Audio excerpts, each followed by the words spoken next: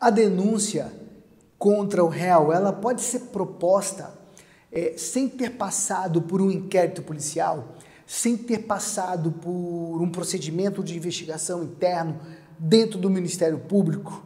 Bom, isso que nós vamos estudar hoje no artigo 40, 41 e 42 do nosso CPP comentado.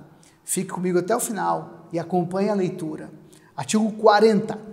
Quando em autos ou papéis de que conhecerem os juízes ou os tribunais verificarem a existência de crime de ação pública, ação penal pública, remeterão ao Ministério Público as cópias e os documentos necessários ao oferecimento da denúncia. Esse artigo traz a regra de que, quando um juiz de direito ele tomar conhecimento por meio de documentos, hoje esses documentos podem ser até digitais, e ele verificar que aqueles documentos trazem a prova da prática de um crime, o juiz vai pegar aquele documento e remeter ele para o Ministério Público para análise do Ministério Público para a propositura de uma ação penal. Vou te dar um caso real que acontece muitas vezes. A testemunha vai prestar o seu depoimento numa ação penal, ela é compromissada de dizer verdade e aí ela decide mentir. Ela mente descaradamente no seu depoimento. E o que acontece?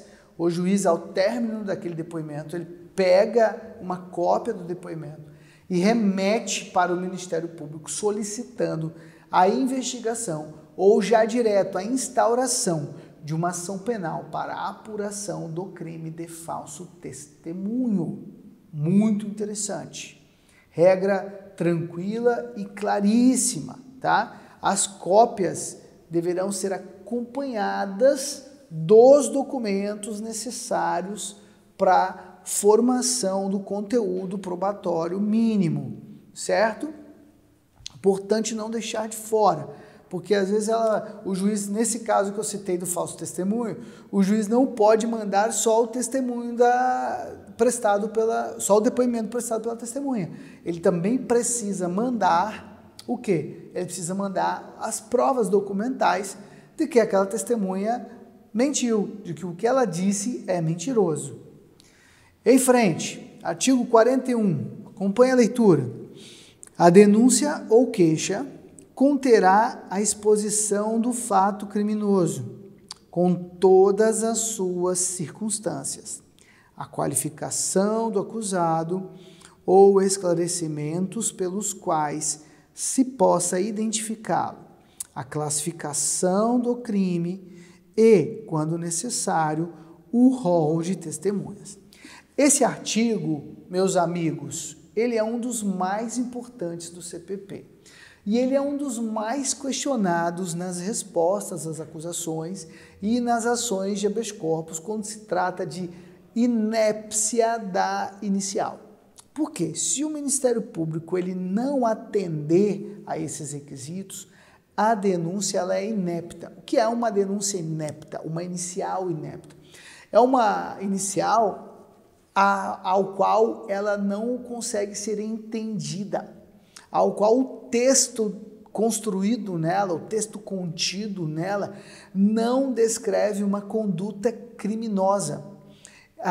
O Ministério Público ele não consegue encaixar a conduta praticada pelo réu a um tipo penal previsto na lei.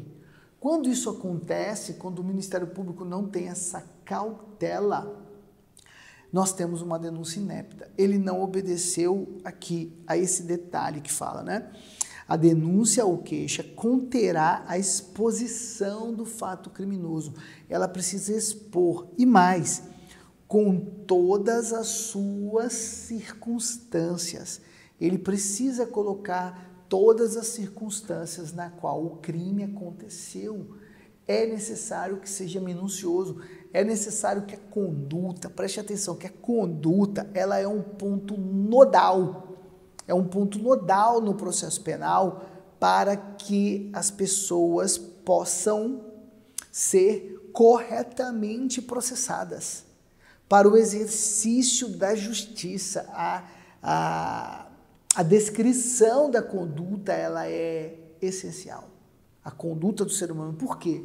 É justamente a denúncia, é justamente o enquadramento de uma conduta humana em um dispositivo de lei. Você vai ter que fazer essa análise se a conduta imputada ao teu cliente se encaixa aquele dispositivo de lei. Então é muito importante. Na sequência ainda, qualificar o acusado de forma extrema, de forma clara, né? Esclarecimentos pelos quais se possa identificá-lo, se ele tem tatuagem, marca de nascença, cor do cabelo, barba, nariz. E a classificação do crime, é preciso que se coloque com clareza qual é o crime, se impute com clareza qual é o crime praticado pelo réu. Sem isso, sem essa clareza, nós temos uma denúncia inepta.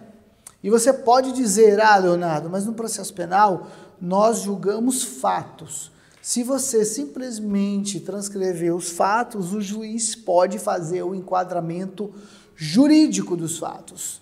Olha, isso é uma meia-verdade. O juiz faz, mas não é o correto, não é o que prevê o texto da lei.